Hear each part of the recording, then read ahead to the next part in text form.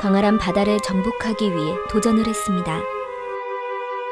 하지만 그때마다 많은 사건과 사고가 발생하곤 했죠. 지금부터 바다에서 발생한 믿을 수 없는 사건 4가지를 소개하겠습니다.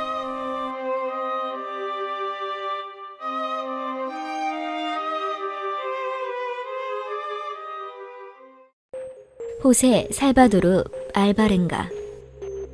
2011년 11월, 알바렌가는 낚시를 하기 위해 한 명의 동료와 함께 멕시코 해안으로 향했습니다.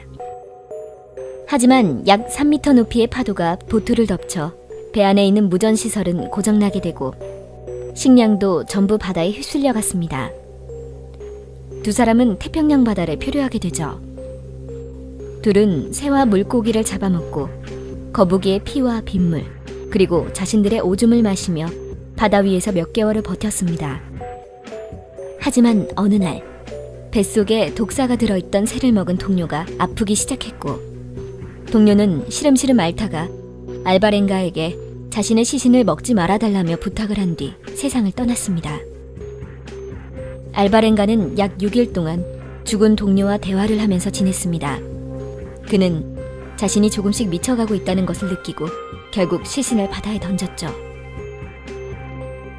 시간이 흐르고 알바렌가는 마셜 제도에서 두 부부에게 발견됩니다. 438일 동안 1만 킬로미터 이상 바다를 표류한 결과였습니다. 이 기적적인 이야기는 이렇게 해피엔딩으로 끝이 나는 듯 했으나, 알바렌가는 동료의 시신을 먹은 혐의로 피소되고 말죠. 병에 들어있던 예언서.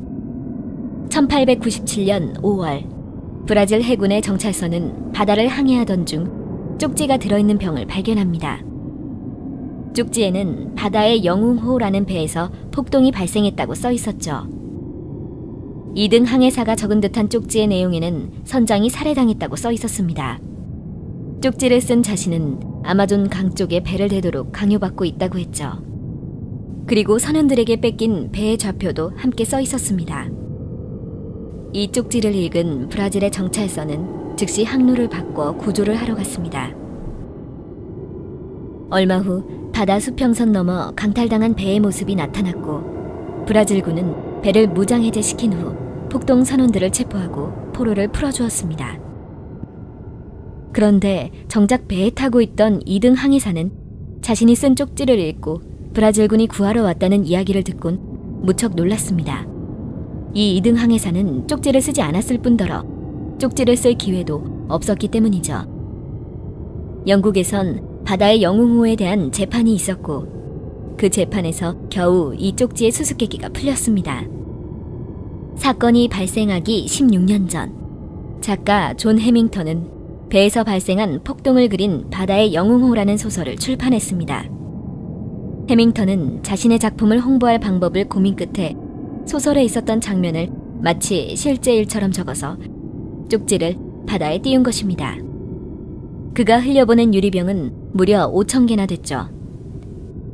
그리고 그중 한 개의 유리병이 16년 뒤 브라질 해군의 정찰선에 의해 발견된 것이었죠. 해양학자 스타니슬라프 클리로프. 클리로프는 어렸을 때부터 먼 외국과 심해를 연구하는 게 꿈이었습니다. 이국을 동경한 나머지 요가 연구까지 했을 정도였죠. 1970년대 그는 외국 출장 허가를 받으려 했지만 한 번도 허가를 받지 못했습니다. 클리로프는 학자 신분이었기 때문에 해외여행이 금지되어 있었던 것이죠. 결국 소련에서 탈출하기로 결심하고 그는 대담한 방법을 생각해냅니다. 클리로프는 소련 사람들이 이용하는 크루즈선에 주목했습니다. 크루즈선은 블라디보스톡을 출발해 적도를 찍고 돌아오는 코스를 돌았는데 도중에 어떤 항구에도 정박하지 않았습니다. 그는 배의 항로를 계산해 육지까지의 최단 거리를 계산했고 1974년 12월 스노클과 마스크, 오리발만 가지고 크루즈에 탑승했습니다. 그리고 항해 중이던 어느 날 크루즈선에서 뛰어내리고 말죠. 그 후 약 3일 동안 쉬지도 않고 물도 마시지 않은 채 100km나 되는 거리를 헤엄쳐 필리핀의 시아르 가오 섬에 도착했습니다. 12년 동안 요가를 수련하고 체력을 기른 것은 모두 이 계획을 위해서였던 것이죠.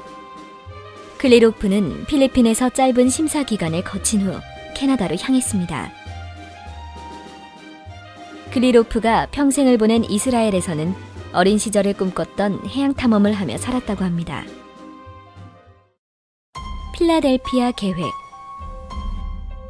1943년 10월, 미국 해군은 기상천외한 실험을 했습니다. 그 결과 구축함 엘드리지호는 한순간에 자취를 감춘 뒤 수백 킬로미터나 떨어진 곳에서 나타났다고 합니다. 이 필라델피아 계획의 목적은 당시 한창이던 제2차 세계대전을 위한 스텔스 실험이었습니다.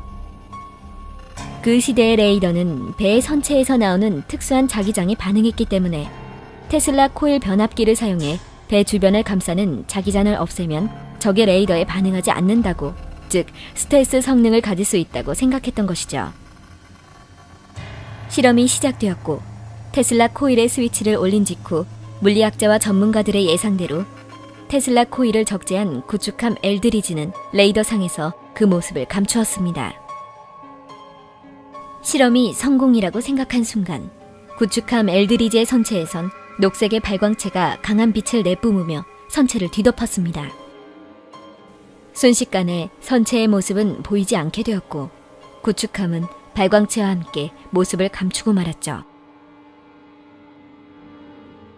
필라델피아에서 모습을 감춘 구축함 엘드리지는 순간 이동을 해 2,500km 이상이나 떨어진 버지니아주의 노포크까지 날아가 버렸던 것입니다. 실험 후 엘드리지호는 귀환하였지만 181명의 승무원들 중 생존자는 21명, 27명은 몸이 선체에 흡수돼 배의 일부가 되어버려 있었습니다. 군 관계자는 이 사건의 존재를 공식적으로 인정하지 않았습니다. 그리고 이 사건이 실제로 일어났다고 주장하는 사람들과 반대로 터무니없는 거짓이라고 주장하는 사람들로 나뉘었죠. 바다에서 발생한 이 불가사의한 사건의 비밀은 아직까지 밝혀지지 않고 있습니다. 폭동 선원들을 체포하고 포로로 풀어줄 것이었습니다.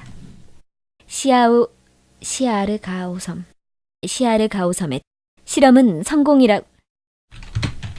성공이라고 생각한 순간 구축함 엘드리지의 선체는 녹색의 발광체가